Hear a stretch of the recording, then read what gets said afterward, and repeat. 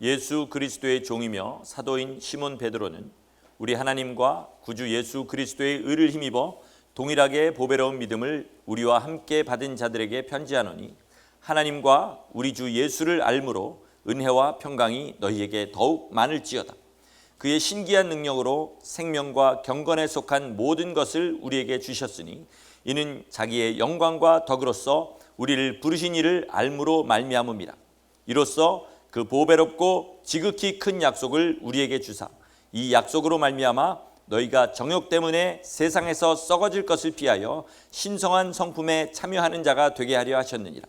그러므로 너희가 더욱 힘써 너희 믿음의 덕을, 덕의 지식을, 지식의 절제를, 절제의 인내를, 인내의 경건을, 경건의 형제 우애를, 형제 우애의 사랑을 더하라. 이런 것이 너희에게 있어 흡족한즉 너희로 우리 주 예수 그리스도를 알기에 게으르지 않고 열매 없는 자가 되지 않게 하려니와 이런 것이 없는 자는 맹인이라. 멀리 보지 못하고 그의 옛 죄가 깨끗하게 된 것을 잊었느니라. 그러므로 형제들아 더욱 힘써 너희 부르심과 택하심을 굳게 하라. 너희가 이것을 행한즉 언제든지 실족하지 아니하리라. 이같이 하면 우리 주 곧 구주 예수 그리스도의 영원한 나라에 들어감을 넉넉히 너희에게 주시리라. 아멘. 아멘. 가짜는 언젠가는 드러나게 돼 있습니다. 제가 한국에서 저희 대학 동기인데 미국에도 저보다 1년 유학을 먼저 와가지고 저랑 같은 학교를 다니면서 포틀리 한 동네에 살던 저랑 친한 친구가 있었습니다. 어느 날 이 친구가 그 친구는 아버지가 돈을 대줘서 유학을 하고 저는 와이프가 일을 해갖고 유학을 하던 그런 차이만 있었을 뿐 그렇게 둘 다 넉넉하진 않았는데 갑자기 롤렉스 시계를 차고 나타난 거예요. 번쩍번쩍 거리는 거를. 그러면서 이걸 계속 저한테 이렇게 보여주는 겁니다. 그냥 부럽냐? 이러더라고요. 그래서 야, 이거 너 어디서 났냐? 그랬더니 따라와봐. 그러더니 저를 데리고 차이나타운에를 갔어요. 그래가지고 거기서 보니까 똑같이 생긴 시계가 50불이더라고요. 그래가지고 제가 그거를 샀습니다. 그게 벌써 한 15년 전 얘기인데 사가지고 집에 왔어요. 그래서 한 일주일 차고 다녔는데 어느 날 시계를 이렇게 딱 보니까 11시 반인데 시침은 11시에 가 있는 거예요. 11시하고 12시 사이에 이렇게 돼야 되지 않습니까? 11시에 가 있고 반 이렇게 돼 있는 겁니다. 알고 보니까 그때부터 시침이 안 움직이고 분침만 계속 돌아가는 겁니다. 그 가짜는 살 때 영수증도 안 줍니다. 그렇기 때문에 가서 바꿀 수도 없고 그냥 50불 주고 롤렉스 일주일 동안 차고 그냥 날려버렸습니다. 그런 일이 있었어요. 또 많이 듣는 얘기인데 어떤 여자분이 남편이 생일이라고 명품백을 자기가 그렇게 갖고 싶은 고가의 명품백을 사줘서 열심히 들고 다녔는데 가방에 문제가 생겨서 서비스 센터에 맡기러 갔더니 이거 가짜입니다 이렇게 얘기하더라고요. 그런 얘기들 참 많이 들으셨을 줄 믿습니다. 예전에 한국에는 그 가솔린하고 지금 여기서 페인티너라고 그러는 거, 한국에선 신나라 그러는 거 있지 않습니까? 그거를 섞어가지고 가짜 휘발유를 만들어서 많이 팔았습니다. 그게 걸리면 큰 벌을 받았는데 돈이 원체 많이 남으니까 그런 짓을 했죠. 여러분 우리는 제 롤렉스 시계처럼 진짜 같은 모습을 한 가짜거나 아니면 분명히 자동차에 들어가서 불도 붙고 자동차도 달리는데 자동차에 큰 데미지를 주는 함량 미달이거나 어떤 이런 종류의 가짜이기가 쉽습니다. 사람의 그 성품은 결정적인 순간에 알게 돼요. 서로 하하호하고 웃고 서로 예의 지킬 때는 저 사람이 어떤 사람인지 모릅니다. 그런데 어떤 사람인지 언제 알죠? 돈 문제가 부딪혀 보면 알고요. 그 다음에 서로 마음 상한 일 있어 보면 압니다. 그럴 때 어디까지 어떻게 할 수 있느냐가 결국 그 사람의 인격인 거예요. 우리는 다 이 세상에 살면서 서로 자기를 어떻게 하면 잘 보이게 하는 방법을, 저도 50년을 살면서 결국 뭘 배웠냐 보니까 진실하는 방법보다는 남들 앞에 저를 꾸미고 가식하는 방법을 많이 배운 것 같습니다. 그래서 저도 모르게 자꾸 사람들 앞에 서면 제가 진심을 보이는 것을 싫어하고 자꾸 어떤 감춰진 모습들을 자꾸 보여주게 되는 그런 것을 알게 되죠. 믿음은 더하지요. 우리 하나님 앞에 섰을 때를 한번 생각해 보시기 바랍니다. 우리 이 땅에서 우리 믿음이 가짜인 게 드러나서 회개하고 하나님이 주시는 것으로 바꾸면 정말 그것이 은혜인데, 만약에 그렇지 않고 우리가 하나님 앞에 딱 섰는데 보니까 우리가 입은 옷이 누리끼리 하든지 회색이든지 하나님 앞에 설 수 없는 그런 옷을 입었다는 것을 거기서 발견한다고 생각해 보겠습니다. 얼마나 황당하겠습니까? 공항에 가서 여권 안 가지고 나온 것도 얼마나 황당한지 모르는데, 그것과는 비교도 할 수 없는, 돌이킬 수 없는 그날에 우리가 가짜인 것이 발견된다면 얼마나 황당하겠냐는 얘기죠. 우리 믿음이 있는 것처럼 그렇게 얘기하지만 우리의 믿음이 어디서 드러나냐면, 제가 아까 말한 대로 우리 안에 탐욕이 있는지 어디서 드러납니까? 막상 돈이 우리 앞에 다가왔을 때 그것을 어떻게 다루느냐에 따라서 내가 탐욕적인 사람인지 아니면 돈을 사용해서 주님 앞에 영광 돌린 사람인지 알게 되죠. 또 내가 주님 앞에 용서받은 죄인인지 어떻게 합니까? 남이 나에게 큰 잘못을 했을 때 그것을 얼마나 용서할 수 있느냐를 보면 내가 정말 하나님 앞에 용서받은 사람인가, 아니면 용서받은 것을 잊어버렸거나 용서받은 적이 없는 사람인지를 알게 되죠. 또 내가 정말 하나님의 그 아가페 사랑을 받은 사람인지 알려면 어떻게 하면 알 수 있습니까? 사람들을 얼마나 포용하고 널리 받아주고, 악한 사람은 악한 사람대로, 선한 사람은 선한 사람대로, 나한테 못되게 구는 사람은 못되게 구는 사람대로 그 사람들을 안아줄 수 있느냐를 보면 내가 얼마나 하나님의 아가페 사랑으로 충만한지를 알 수 있게 되는 것이죠. 여러분, 이 시간에 자기의 모습을 한번 보시기 바랍니다. 우리는 알게 모르게 자꾸 지나간 날에 저 지금 설교자가 하는 그 설교의 내용에 맞는 것만 찾아가죠. 내가 남들한테 잘한 거, 용서한 거, 돈을 포기한 거, 이런 것만 찾아가지만, 그러나 냉정하게 찾으면 그렇지 않은 것을 많이 찾을 수 있다는 거죠. 여러분, 이런 얘기를 내가 주님 앞에 죄인이고 아직도 탐욕이 남아있고 미움이 남아있고 하나님이 기뻐하시지 않는 것들이 내 안에 남아있다, 이것을 누군가 여러분에게 지적했을 때, 그것이 설교자든 아니면 내가 싫어하는 사람이든 누구라도 그것을 지적했을 때 감사합니다, 고치겠습니다, 거기에다 두고 토달지 않고 자기를 고치는 사람이 성도입니다. 여러분, 정말 성도 되시고 싶다면 지금 여러분이 제가 드리는 말씀에 마음이 찔리는 것을 아멘으로 받으시기를 바랍니다. 그리고 내 삶에서 날마다 고쳐나가야 우리 하나님 앞에 섰을 때 흰옷 입고 서지 않겠습니까? 그것이 우리의 참 소원이 돼야 됩니다. 오늘 본문도 이렇게 보면요, 11절 마지막에 너희가 이렇게 하면 우리 주 예수 그리스도의 나라에 넉넉히 들어감을 허락해 주시리라, 이렇게 얘기합니다. 우리가 주님 나라에 넉넉히 들어갈 수만 있다면요, 세상에 버리지 못할 것이 뭐가 있겠습니까? 진짜 내가 성도라면, 하나님 사랑하고 내가 그 나라에서 영원히 주님과 사랑하며 사는 게 내 삶의 목적이라면 이 세상에서 포기하지 못할 것이 뭐가 있겠냐는 거죠. 그러나 아직 그것이 나에게 순수한 목적이 되지 않기 때문에 시시로 때때로 주님 기뻐하지 않는 것에 넘어진다, 이것을 인정하시기를 바랍니다. 그래야 그때부터 뭘 하냐면 고칠 수가 있는 거죠.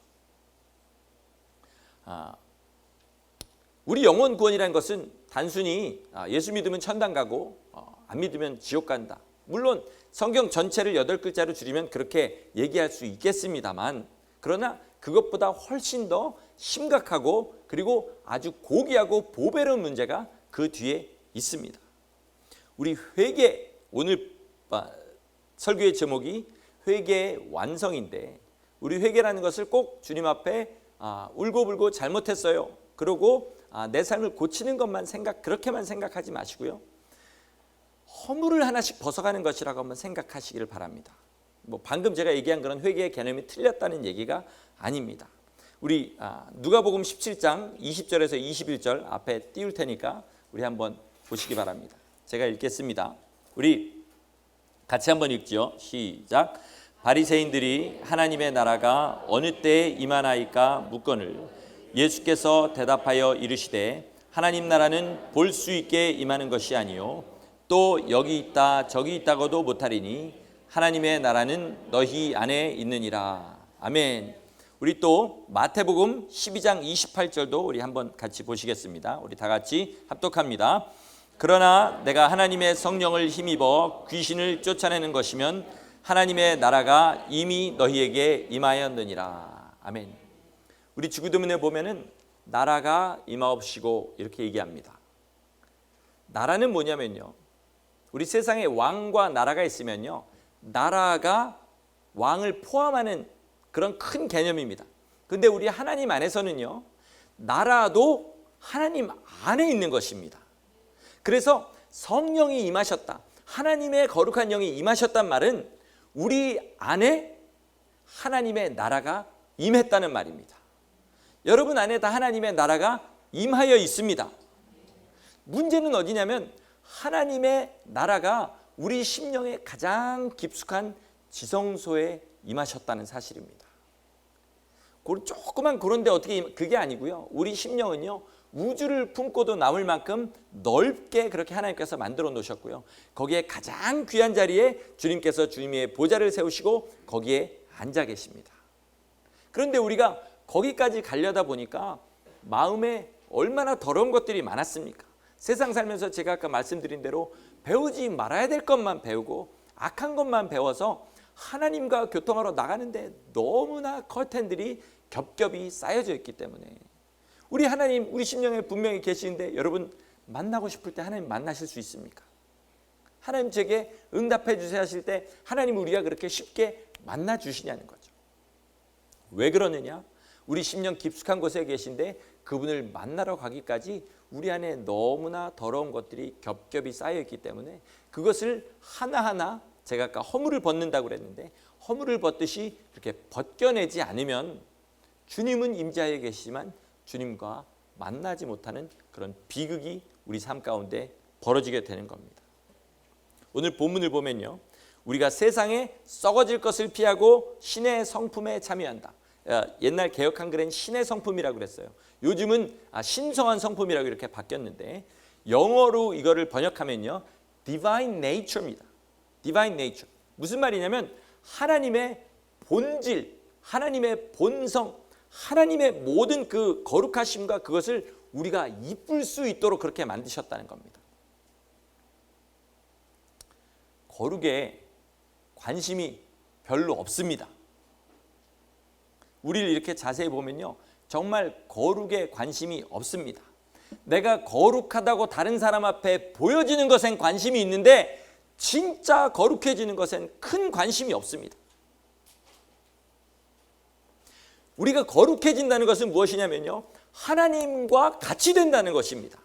여러분 하나님처럼 되고 싶지 않으십니까? 하나님이 우리를 그와 같이 되게 하고자 우리를 부르시고 예수 그리스도를 통해 우리를 부르셨는데 우리는 정작 하나님 안에 있는 그런 자잘한 좋은 것들, 그런 조그만 것들을 받기는 원하지만 정말 하나님처럼 거룩하게 그 영광을 누리는 것에는 큰 관심이 없다는 말입니다. 이 거룩에 관심이 있으시기를 소망합니다. 여러분 정말로 내가 거룩해지는 삶, 세상에 내가 하나님 같이 예수 그리스도께서 이 땅에서 사신 것처럼 내가 거룩해지기를 소망하는 것이 내 안에 있어야 되는데 그것이 사실은 인간의 본성으로는 잘 나오지 않기 때문에 주님 앞에 기도하실 때마다 주님, 저 거룩을 사모하게 하여 주시옵소서. 진짜 거룩을 사모하는 사람 되도록 인도하여 주시옵소서. 날마다 이렇게 부르짖으시길 바랍니다. 여러분 신의 성품에 참여하는 단계 이렇게 쭉 나와 있는데 믿음에 대해서 가장 먼저 얘기합니다. 여러분 믿음 없으면 우리는 아무것도 아닙니다. 그런데 이 믿음이 여러분이 노력해서 얻으셨습니까? 이 중에서 혹시요 내가 지금부터 예수 믿겠다 그렇게 딱 작정하고 그때부터 믿겠다고 하니까 갑자기 믿음이 내 안에 들어오신 분 있으십니까? 믿음은 분명히 성경에서 얘기하기를 하나님께서 주시는 선물이라고 얘기합니다. 예수 그리스도께서 우리를 위하여 십자가 달려 돌아가시지 않으셨으면 우리한테는 이 믿음이란 것이 들어올 수가 없는 것이지요. 그런데 우리는 하나님을 없는 것처럼 그렇게 대접합니다. 연예인들이 하는 말 중에 이런 말이 있습니다. 악플보다 무서운 것이 무플이다. 이게 무슨 말인지 아시는 분들은 조금 이런 데 관심이 있는 분들이죠. 악플은 뭐냐면 뭔가 이렇게 연예인에 대한 기사가 떴습니다. 예를 들어 제가 가수입니다. 가수 조성용 새 앨범 발매하다 그러면 아유 걔는 그런 애가 뭐 하려고, 야 너는 뭐부터 해라, 이렇게 밑에다 이렇게 다는 겁니다. 다는 거죠. 그게 악플입니다. 무플은 뭐냐면 악플도 안 달리는 사람이에요. 없는 사람 취급받는 겁니다. 여러분, 모욕 중에 가장 큰 모욕은 이렇게 사람들 모여도 이렇게 있는데 나타나도 모르고 사라져도 모르는, 내가 사람들 모였는데 나타났는데 나타난 걸 모릅니다. 사라졌는데 사라진 걸 몰라요. 그게 모욕 중에 가장 큰 모욕인데, 우리 많은 사람들이 하나님을 믿는다 하면서 하나님 앞에 무풀을 다는 사람처럼 그렇게 살아갑니다. 특별히 내가 하나님 기뻐하지 않는 일이라는 것을 하면서도 그것을 하나님을 일부러 외면하는 그런 일들이 우리한테 많이 일어나는데, 이것이 하나님 앞에 가장 큰 죄라는 사실을 알아야 됩니다. 믿음은 무엇이냐? 히브리서 11장 6절에 하나님께 나가는 자는 반드시 그가 계신 것과 자기를 찾는 이들에게 상 주시는 이심을 믿어야 할지니라. 그가 계시다는 얘기는 우리 삶의 모든 순간에 그가 계시다는 것을 믿어야 한다는 겁니다. 그거를 믿지 않고 마치 내가 죄질 때는 하나님이 안 보시는 것처럼 그렇게 살아서는 안 된다는 거죠. 이 믿음을 가진 사람은 그 다음부터 덕이 생기는데, 이걸 덕으로 번역하니까 좀 이상합니다. 이것을 뭐라고, 영어는 virtue라고 번역했습니다. 이것은 뭐냐면 삶의 기준, 그때부터 내가 정말 사는 이유, 가치, 이것을 얘기하는 거죠. 이제부터 예수님을 믿고 믿음을 가진 사람은요, 나를 위해 살지 않고 하나님과 이웃을 위해 살아가야 됩니다. 대부분의 에버리지 크리스찬들, 지금 이 세대의 평균적인 기독교인들은 다 하나님이 계신 것을 믿고 거기까지는 되는데 계속 나를 위해 살다 보니까 더 이상 발전하지 못하고 주님 앞에 나가지 못하는 그런 삶을 살게 되죠. 그런데 우리 하나님께서는 우리를 위해 이 땅에 오셨습니다. 우리도 하나님을 위해 살아가고 그리고 남을 위해 살도록 우리를 부르셨습니다. 이것이 내 안에 이렇게 살고자 작정하는 마음이 딱 들었을 때 그것을 덕이라고 합니다. 그런데 마음만 작정하면 뭐합니까? 면장을 시켜주는 뭐합니까? 알아야 면장질을 할 거 아닙니까? 그렇죠. 우리가 덕스럽게 살고 하나님의 덕으로 말미암아 하나님을 닮고자 원하면 뭐합니까? 하나님이 무엇을 원하시는지를 알아야지요. 그래서 지식이 필요한 겁니다. 지식은 어디에 있습니까? 성경에 들어있습니다. 하나님의 성령의 감동을 받아서 하나님의 말씀을 깨달아서 이럴 때는 이렇게 해야 되는 거구나, 이럴 때는 이렇게 해야 되는구나, 하나씩 하나씩 알아가는 것이죠. 예를 들어서 베드로가 주님 앞에 나와서 이렇게 물었습니다. 주님, 제가 남들이 저한테 잘못하면 몇 번을 용서해야 되겠습니까? 하루에 7번씩 그렇게 용서하면 되겠습니까? 그랬더니 주님이 70번씩 7번이라도 용서해라, 이렇게 얘기하셨습니다. 베드로가 생각할 때 가장 자기 생각의 맥시멈으로 덕을 베푸는 게 뭐냐면 7번을 용서하는 거였습니다. 그런데 그가 만약에 주님의 말씀을 듣지 않고 그가 그것을 묻지 않았다면 우리도 아마 각자 몇 번까지 용서하는 것을 정해놓고 이 정도면 난 충분히 덕스러워라고 생각했을 겁니다. 그런데 주님께서 70번씩 7번이라도, 그걸 꼭 산수를 해갖고 490번을 세시는 분은 없겠죠. 그냥 계속 용서해 주라는 그 말씀인 거죠. 그렇게 주께서 말씀하셨을 때 그것이 용서하는 삶이구나 라고 알고 덕을 베푸는 삶, 이게 지식인 겁니다. 그러므로 여러분, 그날이 다가오고 있죠. 6월 30일. 6월 30일이 무슨 날인지 아십니까? 올해 성경 2독하는데 첫 1독을 마친 날이 바로 그날입니다. 주님 앞에 서는 날이라고 생각하시고 지금부터 눈 뻘개지도록 읽으시기 바랍니다. 여러분, 성경을 날마다 기도하고 읽지 않으면요, 신앙생활은 거의 불가능합니다. 그리고 똑같은 성경을 여러분 한번 날마다 읽어보세요. 예를 들어서 마태복음 5장에서 7장, 아니면 5장 하나라도요, 날마다 한번 읽어보세요. 읽을 때마다 얼마나 다른지를 한번 보시기 바랍니다. 그러면 왜 성경을 읽어야 하고 하루 종일 성경을 묵상해야 되는지를 알게 되실 겁니다. 그래서 성경을 통해서 우리 심령 가운데 참 가치가 들어와야 됩니다. 이게 지식입니다. 절제는 뭐냐면 셀프 컨트롤입니다. 그저 하고 싶은 거를 참는 정도가 아니라 내가 들 곳과 날 곳을 아는 거죠. 제가 처음에 은혜 받았을 때 그 당시에 뉴욕에서 뮤직스쿨을 다니지 않았습니까? 그래 저는 계속 연습실을 돌아다니면서 기웃기웃거리면서 한국 사람이 있나 이렇게 찾아봐서 연습을 막 열심히 하는 애는 들어가서 그러면 화내니까 지금 연습하다가 노는 애들 이렇게 보면 문을 열고 들어가 가지고 전도를 했습니다. 그랬는데 받을 사람은 받을 수 있었는데 받지 못하는 사람은 그 다음부터 저를 보면 피해 다니고 미친 사람 취급을 했어요. 물론 처음에 불 받을 때는 다 그렇게 하는데 우리 삶에서 이제 내가 말씀을 가지고 가르쳐야 될 사람과 그렇지 않아야 될 사람과 또 저 사람한테는 내가 권면하고 강하게 얘기해도 될 사람과 그렇지 않은 사람과 이것들을 구별해 나가는 것, 그리고 내 삶에서 정말 하나님이 주신 지식과 그 덕을 따라서 내 삶을 하나하나씩 그렇게 고쳐나가는 것, 해야 될 것과 하지 말아야 될 것을 그렇게 해나가는 것이 절제입니다. 이 절제를 잘못하면요 과유불급이라고 그래가지고 부작용들이 많이 일어납니다. 특별히 남에게 대해서 하는 것보다 나한테 절제하는 것을 많이 하시기 바랍니다. 그리고 다른 사람에게 가가지고 성도님 이렇게 사시면 안 됩니다. 성도님 이렇게 하시면 안 됩니다. 이러면 니캉네캉 죽자 이 말 하는 겁니다. 그러니까 성도님한테 가가지고 그렇게 하시는 일은 목회자한테, 저는 목회자지만 이상하게 사시는 분 보고 가갖고 성도님 왜 이렇게 이상하게 사세요? 절대 말 못합니다.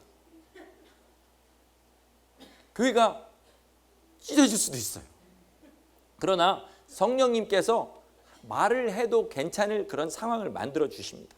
제가 어떤 사람을 놓고 간절하게 기도하고 저 성도님이 지금 저렇게 해서는 안 되는데 주님 제게 말할 기회를 주세요. 기회를 주세요 할 때 정말 저한테 기회가 옵니다. 하나님께서 적당할 때. 그럴 때 성령님의 감동을 받아서 얘기하면 아무 문제 없이 그렇게 받아들이고 넘어가고요. 성령님이 뜻하신 것이 저 사람을 교회에서 내보내는 것이면 나갈 수도 있는 겁니다. 아직 그런 일은 한 번도 일어나지 않았습니다. 제 말은 우리가 주님의 뜻대로 절제하는 것이 있어야 하나님의 성품에 참여하는 것이란 얘기입니다. 그 다음 뭡니까? 인내입니다. 인내. 고린도전서에 보면 열매 맺게 하시는 이가 누구라고 얘기합니까?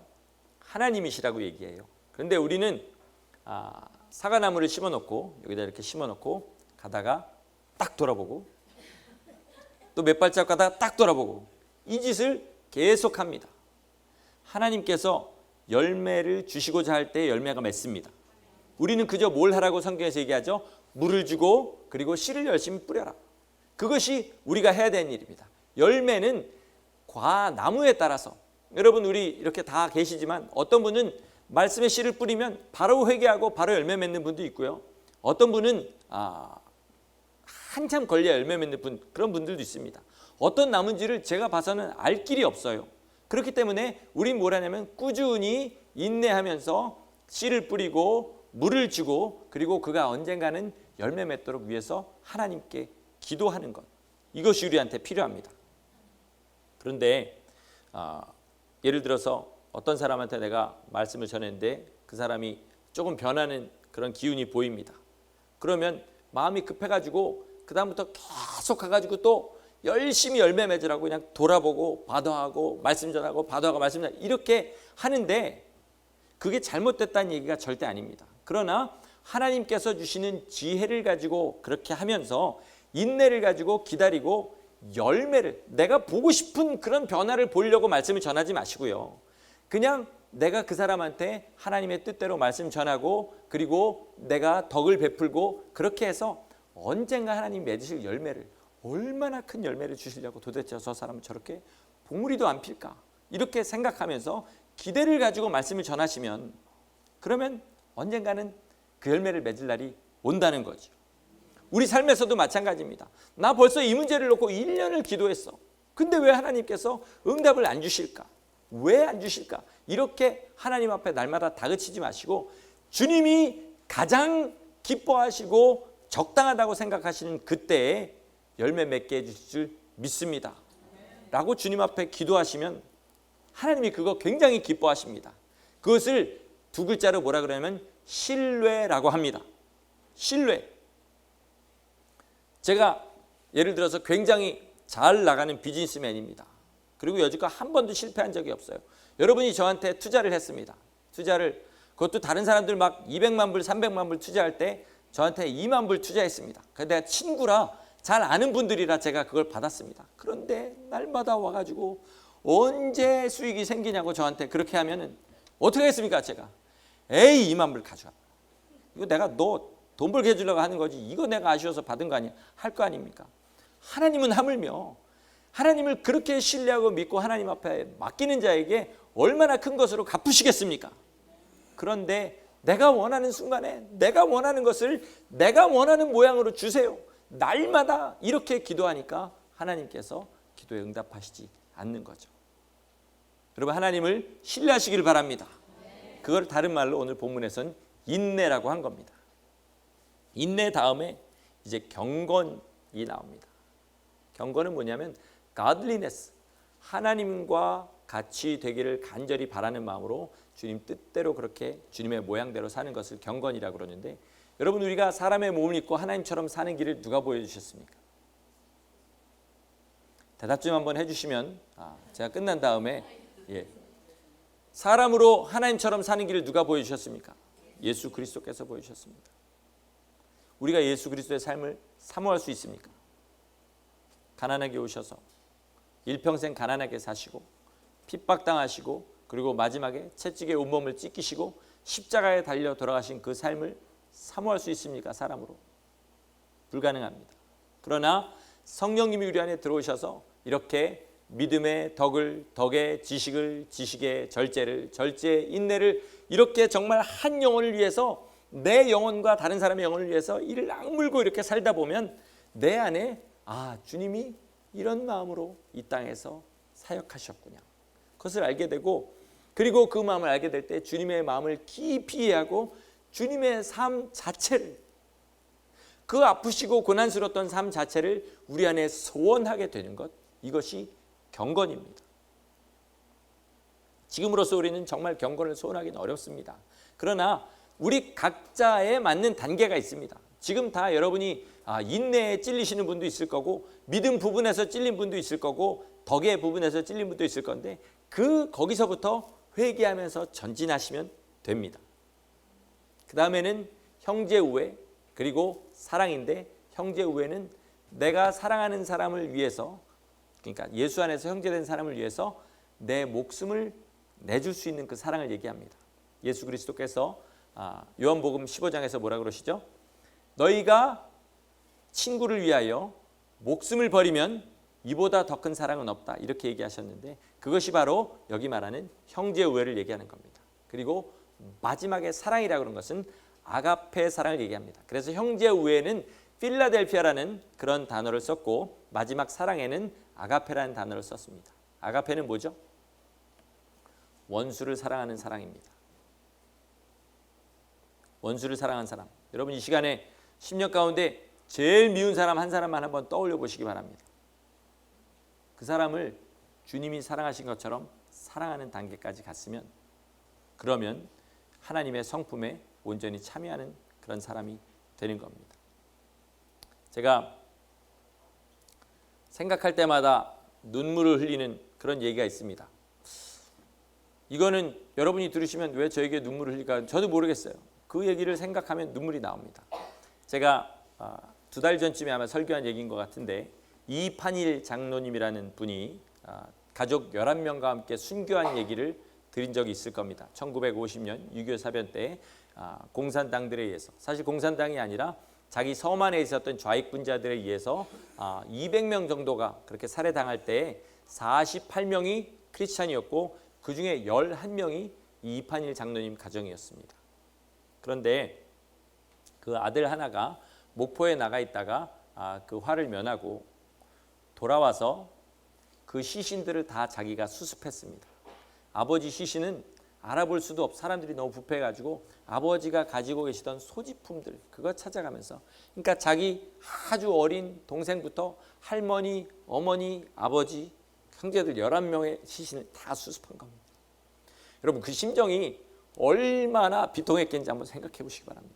그런데 이분이 국군이 다시 들어와서 그 사람들을 다 잡아가지고 죽이려고 할 때 이 가정이 제일 많이 당했으니까 이인재 목사님, 나중에 목사님 되신 이분에게 당신이 좌익과 우익을 찝어내십시오 했는데 좌익들은 자기는 다 죽었다고 생각했죠. 그런데 그 사람들을 집으려 한 순간에 아버지의 목소리가 들렸어요. 뭐라고 들렸죠? 아들아, 예수님께서 우리를 용서하신 것처럼 다 용서해라. 자기 아버지의 목소리가 들렸습니다. 그리고 그 사람들 다 용서했어요. 사실 이 얘기에 울라 그런 건 아닌데. 근데 이분이 일평생 목회하고요. 돌아가시기 전에 그 딸이 그 아버지한테 이렇게 물어봤어요. 아버지는 일평생 어떻게 사셨어요? 너무나 간단한 얘기입니다. 뭐라 그랬냐면 힘든 일 있으면 내가 하고 안 힘든 일은 남 시키고 무거운 거 있으면 내가 들고 안 무거운 거는 남이 들고 어려운 일이 있으면 내가 하고 쉬운 일이 있으면 남 시키고 난 그렇게 살았다. 여러분 이게 왜 제가 눈물이 나는 얘기인지 모르겠어요. 그런데 내 삶을 이렇게 거기다 갖다 대보면 저랑은 너무 달라요. 그분이 뭐 그렇게 뜨거운 성령의 역사를 일으키고 세계를 발칵 뒤집혀 놓은 그런 부흥사도 아니었어요.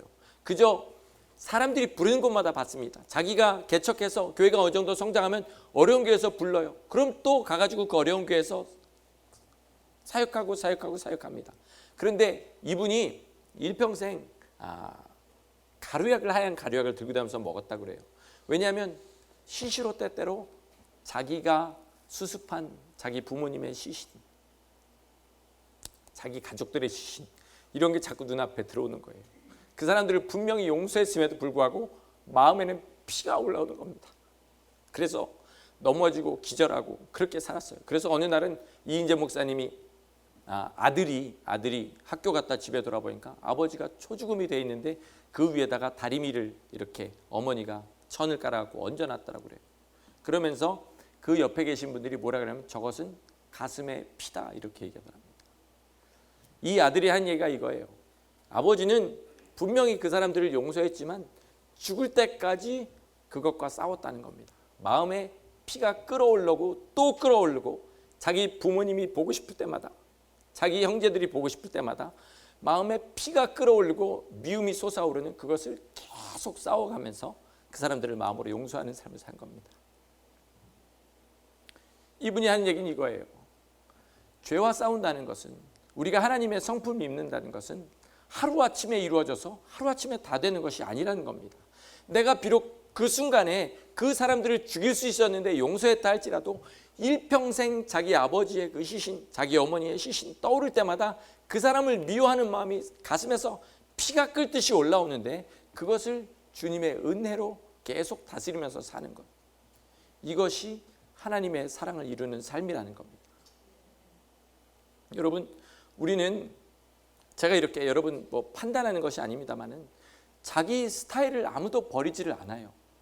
제가 이 교회를 개척하고 3년 반 됐는데 자기 스타일에 대한 변화는 지극히 미미합니다. 내가 좋아하는 스타일의 사람 다 있어요. 그래서 내가 좋아하는 스타일의 사람은 좋아하고 싫어하는 사람은 여전히 좀 멀리하고 미워하지만 않으면 굉장히 잘하는 거라고 생각하면서 그렇게 신앙생활을 합니다. 그러나 우리 하나님께서는 내 안이 우리 하나님이 어떤 사람, 악인과 선인에게 동일하게 비를 베풀어 주시고 햇빛을 내려주시는 그것처럼 모든 사람을 다 품고 동일한 분량으로 사랑하기를 원하십니다. 우리가 잘하는 것은 얼마든지 많아요. 다 보면은 조금씩 변해가고 계시고 한꺼풀 한꺼풀 벗어가고 계십니다. 그러나 내가 보고 싶지 않은 그 부분만큼은 절대로 보지 않는 것이 단 한 가지씩은 있어요. 제게도 있고 여러분에게도 있을 겁니다. 이것을 하나님께서 그것을 지적하시기를 기도하시고요. 그것을 내 삶에서 만약에 뽑아낸다면 굉장한 변화가 있을 겁니다. 우리 손에 지금 핀을 뽑은 수류탄이 들려 있습니다. 이것을 가지고 뭘 하셔야 됩니까? 적군에게 던지셔야 됩니다. 그것이 아까워서 계속 가지고 있으면 어떻게 되죠? 내 안에서 터져서 나는 산산조각이 나고 마는 것입니다. 여러분 중에 지금 뭐 이 얘기를 전혀 수용하실 수 없는 그런 믿음의 상태에 계신 분들도 있어요. 그런 분들은 그저 자기가 할 수 있는 것을 하나하나 회개하면서 나가면 됩니다. 후퇴하지 마시기 바랍니다. 예를 들어서 주일 성수를 하시는 분들 중에 이제 잘 안 하다가 주일 성수를 합니다. 그래서 한 10주쯤 안 빠지고 교회를 나갔어요. 그럼 이때쯤 내가 한번 빠져줘야 된다, 이런 생각을 해요. 아니면 하나님이 나한테 너무 심한 것을 요구할 수도 있어, 그렇게 생각합니다. 이게 뭐냐면 믿음의 후퇴입니다. 여러분 각자 믿음의 수준에서 한번 생각해 보시기 바랍니다.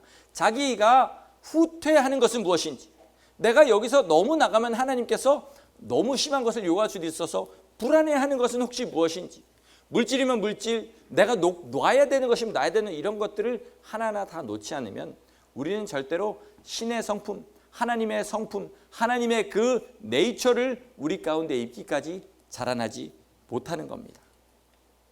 우리 안에 정말 많은 커튼들이 쳐져 있습니다.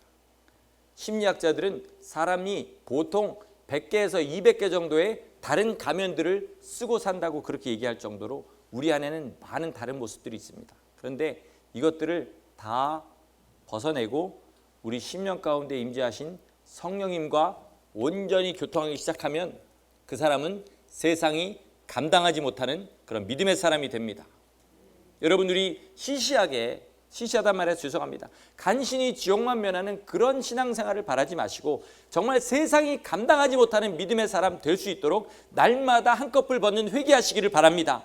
그래서 정말로 주님께서 마지막 커플을 벗을 때 내 껍질을 벗는 것도 나쁨이 있다 할지라도 그것을 벗어내고 주님의 성품을 온전히 입어서 이 땅에 살아계신 하나님을 드러내고 하나님의 영원한 영광에 동참하시는 신의 성품에 참여하시는 그런 회개를 날마다 하시는 성도들 되시기를 예수 이름으로 간절히 축원합니다. 아멘. 기도하겠습니다.